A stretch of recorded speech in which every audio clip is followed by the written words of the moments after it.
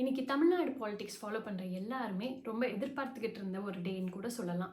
என்ன ரொம்ப அவ்வளோ இம்பார்ட்டண்ட்டான டேன்னு பார்த்தா, தமிழக வெற்றிக் கழகம் டிவிகே விஜய் அவர்களோட நடத்துகிற டிவிகே சார்பில் வந்து சுப்ரீம் கோர்ட்டில் ஒரு கேஸ் ஃபைல் பண்ணியிருந்தாங்க. அதை விசாரித்த சுப்ரீம் கோர்ட் இன்னைக்கு ஜட்ஜ்மெண்ட் வந்து கொடுத்துருக்கு. அது வந்து தமிழக வெற்றிக் கழகத்துக்கு ஃபேவராக வந்திருக்கா, அவங்களுக்கு சார்பாக வந்திருக்கா, இல்லை எதிராக வந்திருக்கா அப்படிங்கிறத தான் நம்ம இன்றைக்கி மெயினாக பார்க்க போகிறோம்.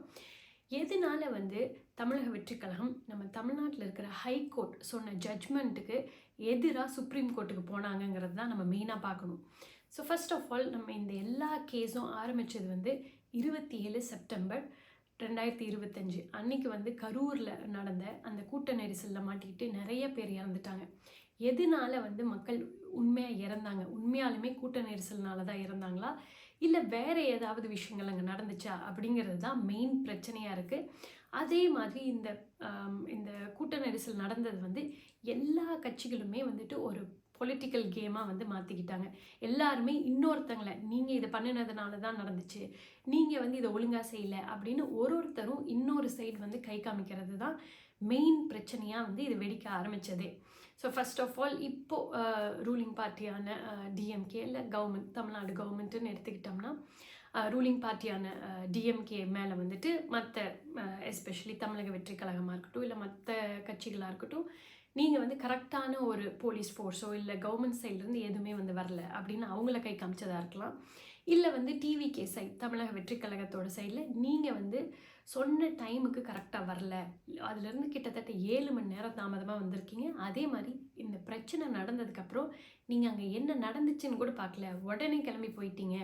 ஸோ அங்கே எந்த தலைவர்களுமே இல்லை அப்படின்னு ரொம்ப பெரிய ஒரு குற்றச்சாட்டு வைக்கிறதா இருக்கட்டும். இந்த மாதிரி எல்லா இடத்துலையுமே இன்னொரு சைடில் இருக்கிறவங்கள வந்து கை காமிச்சு பேசிக்கிட்டு இருந்தாங்க. ஸோ இதுதான் பிக்கெஸ்ட் பிரச்சனையாக இருந்தது. இது தொடர்ந்து இது ரியலாக என்ன தான் நடந்துச்சு அப்படிங்கிறதுக்கு ஹைகோர்ட் அது வந்து இன்வால்வ் ஆச்சு. ஸோ ஹைகோர்ட் வந்து தமிழ்நாட்டில் இருக்கிற ஹைகோர்ட் வந்து இன்வால்வ் ஆச்சு. கரூரில் பிரச்சனை நடந்தது அப்படிங்கிறதுக்காக மதுரையில் இருக்கிற பெஞ்ச் தான் வந்து இந்த கேஸை விசாரித்து இதுக்கு உண்டான தீர்ப்பு வந்து கொடுத்துச்சு.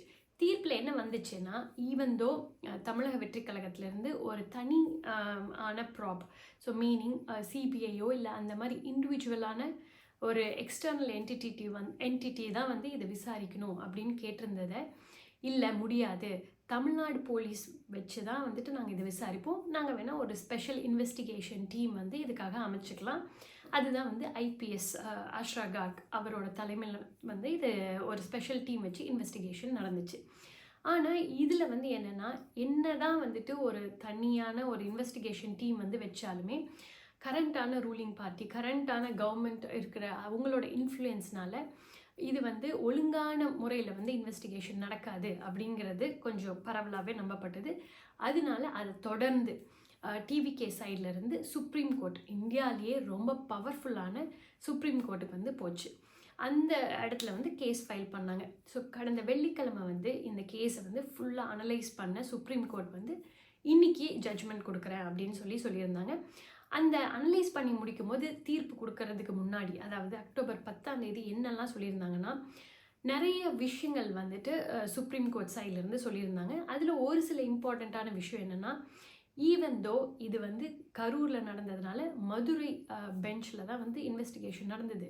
ஆனால் எதனால வந்து சென்னை ஹைகோர்ட்டும் இன்வால்வ் ஆச்சு, ஸோ எதனால இந்த ஒரு முரண்பாடு நடந்துச்சு அப்படிங்கிறது ஒரு பெரிய குற்றச்சாட்டாக கேட்குறாங்க. அதே மாதிரி போஸ்ட்மார்ட்டம், இந்த பிரச்சனையெல்லாம் முடிஞ்சதுக்கப்புறம் அதில் பாதிக்கப்பட்ட இறந்த மக்களுக்கு வந்து போஸ்ட்மார்ட்டம் வந்து பண்ணாங்க. அது கிட்டத்தட்ட 3 to 4 மணி நேரத்துலேயே முடிஞ்சிருச்சு. எப்படி அவ்வளோ சீக்கிரமாக வந்துட்டு போஸ்ட்மார்ட்டம் முடிஞ்சது, இது வந்து ரொம்ப ஒரு சாதாரணமான விஷயமா இல்லை, ரொம்ப வந்து சஸ்பீஷியஸாக இருக்குது. ஸோ எதனால நடந்துச்சு அப்படிங்கிறத பற்றியும் சொல்லியிருக்காங்க. அதே மாதிரி கரூரில் வந்து அந்த வேலுசாமிபுரம் அங்கே வந்து பிரச்சாரம் நடந்த அந்த இடத்துல இதுக்கு முன்னாடியே ஏஐஏடிஎம்கே அந்த கட்சி சார்பிலேருந்து எதிர்கட்சியான அந்த சார்பிலேருந்து வந்து இங்கே பிரச்சாரம் பண்ணுறதுக்காக பெர்மிஷன் கேட்டிருந்தாங்க. ஆனால் அவங்களுக்கு வந்து இது கொடுக்காம எப்படி வெறும் இந்த தமிழக வெற்றிக் கழகத்துக்கு எதுக்காக கொடுத்தீங்க அப்படிங்கிறதுக்கும் ஒரு பெரிய ஆன்சர் இல்லை. ஸோ அதை வந்து சுப்ரீம் கோர்ட் கேட்டிருந்தது. இது எல்லாத்தையும் மீறி இந்த ஸ்பெஷலான இன்வெஸ்டிகேஷன் டீம் அவங்கள பற்றியும் வந்துட்டு சில கமெண்ட்ஸ் வந்து சுப்ரீம் கோர்ட் வந்து சொல்லியிருந்தது. ஸோ இது எல்லாமே வெள்ளிக்கிழமை நடந்ததுக்கு அப்புறமா இன்னைக்கு காலையில் 11 மணி அளவில் வந்து சுப்ரீம் கோர்ட் இதுக்கு ஜட்ஜ்மெண்ட் கொடுத்துருக்கு. என்னன்னு பார்த்தா, தனியான ஒரு இன்வெஸ்டிகேஷன் டீம் வந்து என்னதான் அவங்க இதை இன்வெஸ்டிகேட் பண்ணாலும் சிபிஐ இன்வால்மெண்ட் வந்து வேணும்.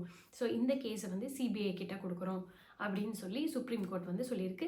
ஈவன் தோ சிபிஐ இதில் வந்து என்கொயரி பண்ணினாலும் நாங்கள் வந்துட்டு இதை மானிட்டர் பண்ணுவோம். கரெக்டான every timely once like monthly once அந்த மாதிரி வந்து நாங்களும் இதில் இன்வால்வ் ஆவோம் அப்படிங்கிறது தான் அவங்களோட ஜட்ஜ்மெண்ட்டாக இருக்குது. ஸோ இது வந்து சொல்லப்போனால் ஒரு குட்டி வின் அப்படின்னு கூட சொல்லலாம் தமிழக வெற்றி கழகத்துக்கு. ஏன்னா அவங்க ரியலாக என்ன நடந்துச்சு, என்ன தான் இதில் பிரச்சனை நடந்தது, வெறும் கூட்ட நெரிசலா இல்லை வேறு ஏதாவது கட்சிகள் வந்து டிவிகேக்கு எதிரான கட்சிகள் ஏதாவது இதில் இன்வால்வ் ஆயிருக்காங்களா அப்படின்னு பார்க்கும்போது அதை தெரிஞ்சுக்கிறதுக்கு இந்த சிபிஐ என்கொயரி கண்டிப்பாக ரொம்ப ஹெல்ப்ஃபுல்லாக தான் இருக்கும்.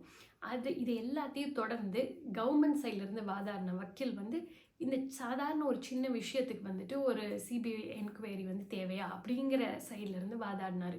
ஆனால் உண்மையை சொல்லப்போனால் சுப்ரீம் கோர்ட் வந்து ஒரு லைன் சொல்லியிருந்தது. அது வந்து ரொம்பவே ஒரு நல்ல லைன். யாராகவே இருந்தாலும் அவங்களுக்கு ஒரு நியாயமான ஒரு ஜஸ்டிஸ் வந்து கிடைக்கணும், எல்லாத்தையும் விசாரித்து ஒரு நியாயமான ஜஸ்டிஸ் வந்து கிடைக்கணும் அப்படிங்கிற ஒரு வார்த்தையை சொல்லியிருந்தது. இது வந்து வெறும் இந்த தமிழக வெற்றி கழகமோ இல்லை இந்த பொலிட்டிக்கல் பார்ட்டிஸ் வந்து நடத்துகிறதோ இந்த விஷயங்கள் எல்லாத்தையும் மீறி நம்மளோட ஜஸ்டிஸ், நம்மளுக்குன்னு தேவையான அந்த நியாயம் வந்து கிடைக்கிறதுக்கு ஸ்டில் நம்ம ஊரில் கோர்ட் வந்து இருக்குது. ஸோ அது ஹெல்ப் பண்ணுது அப்படிங்கிறது இந்த ஸ்பெசிஃபிக் லைன்லேருந்து நம்ம தெரிஞ்சுக்கலாம்.